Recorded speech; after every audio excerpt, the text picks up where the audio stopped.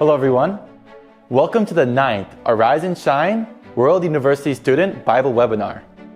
This age is the age of content. With the development of content sharing platforms such as YouTube, anyone can easily share their own creations. As a result, a lot of content has poured online. In this sea of content that continues to grow amongst many people, contains the unique characteristics of its creator. Innovative planning, witty subtitles, and the character's unique tones and gestures. These characteristics combine to create successful content. This becomes the creator's signature. Through his signature, he can gain stardom. In the same way, in our world, there is a consistent signature. This signature can be found in space, in nature, even in our own bodies. These characteristics point us to the creator of our world. Who is he? Find out in today's webinar. Hello everyone and welcome. Thank you all for joining us. We're excited to bring you today's topic. Yes, today we will learn about the creator. Since we've been home more due to the coronavirus pandemic, the number of people watching YouTube has increased, right? Yes, that's why our Bible webinar also is streaming via YouTube. That's right. As platforms such as YouTube become active, more and more people express their individuality or message through videos. According to YouTube's official statistics, as of 2020, more than 500 hours of video are uploaded to YouTube every minute. Wow.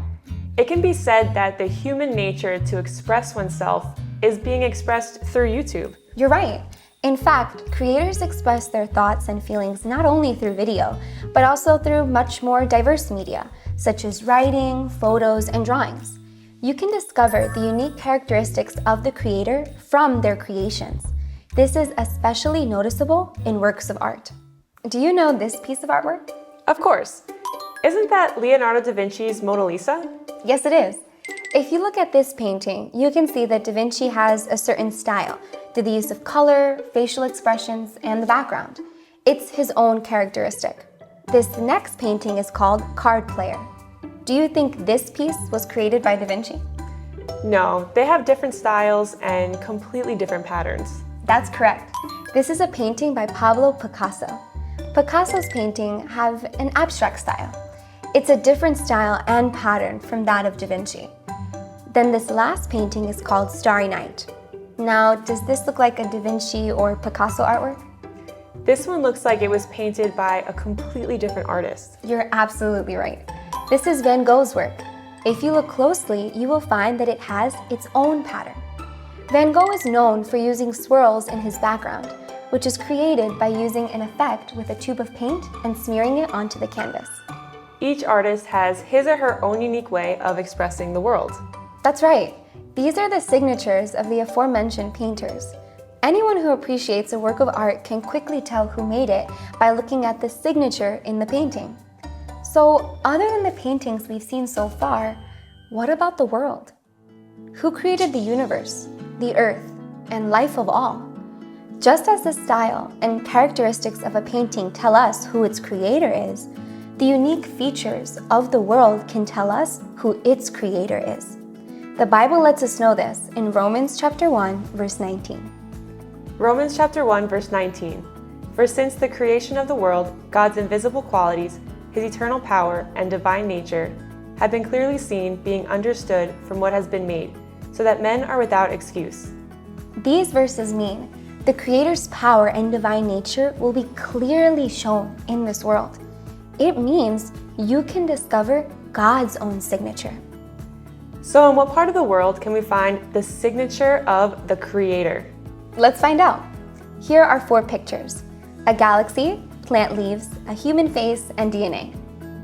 At first glance, they seem to have nothing to do with each other. However, if you look closely, you can discover the signature of the Creator. So what is it? It has to do with the Fibonacci sequence, which is represented by the numbers in this picture.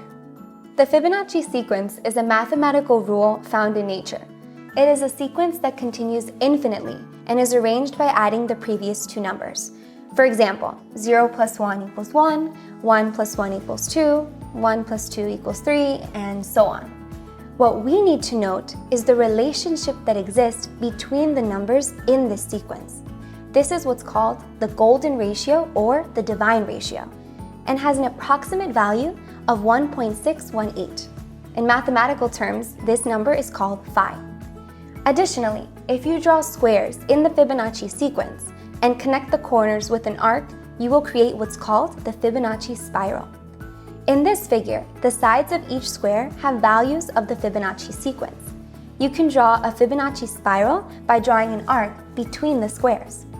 What is surprising here is that these golden ratios and Fibonacci spirals are found all over nature, as if they were created by someone. Even if you look at the human body alone, many parts are made up of the golden ratio. The 3 joints of your fingers, the length from the hand to the forearm, and the forearm to the shoulder are all within the golden ratio. Even a human face looks more beautiful the closer it is to the golden ratio. The length of our DNA is 34 angstroms wide and 21 angstroms long. These numbers are found in the Fibonacci sequence.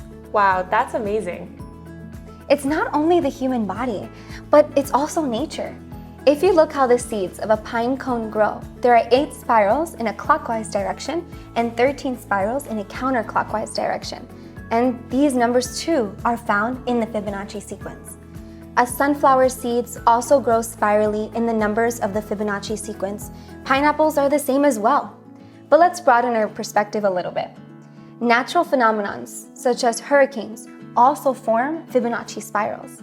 Saturn's rings are formed according to the golden ratio. And if we look even more broadly, disk galaxies orbiting in space spiral in the same arrangement found here on Earth. In the human body, in nature, and in space, we can find a series of signatures. These characteristics point to God, the original creator who made this world. If you look at the signature in the painting, you can know the creator without even looking at the names of Picasso, Da Vinci, or Van Gogh. Through the traces found in the human body, nature, and the universe, we can be sure of the existence of God who made all things. Let's go back to Romans chapter 1, verse 19. Romans chapter 1, verse 19. For since the creation of the world, God's invisible qualities, his eternal power, and divine nature have been clearly seen, being understood from what has been made, so that men are without excuse. It means God the Creator's existence is clearly shown through the creations of this world, so that men cannot give any excuses. Needless to say, everything in the world proves the existence of the Creator. Yes, but there is one more surprising fact. Typically, people think God the Creator is only God the Father, right? That's right. However, the Bible tells us that God the Creators are 2, God the Father and God the Mother. Let's see this in Genesis chapter 1, verse 26. Genesis chapter 1, verse 26. Then God said, "Let us make man in our image and our likeness." God the Creator called themselves us. This means God the Creator is not only one, God the Father. Then how many gods exist? We can find the answer to this question in the next verse. Genesis chapter 1, verse 27. So God created man in his own image. In the image of God, he created him. Male and female, he created them. The Bible testifies that male and female were created in the image of God. Doesn't this mean God, who said us, is plural and exists in the male and female image? Until now, people have called the male image of God, God the Father. Then how should we call the female image of God? It should be God the Mother. In other words, the God who created this world are God the Father and God the Mother, right? Yes. Whoever wants to enter the kingdom of heaven by believing in God must not only believe in God the Father, but believe in God the Mother as well. I agree. If you want to know more about God the Father and God the Mother who are testified in the Bible, please visit the official website for the Church of God at watv.org for more information. Thank you again for joining us for today's webinar, and we hope to see you again soon. Thank you.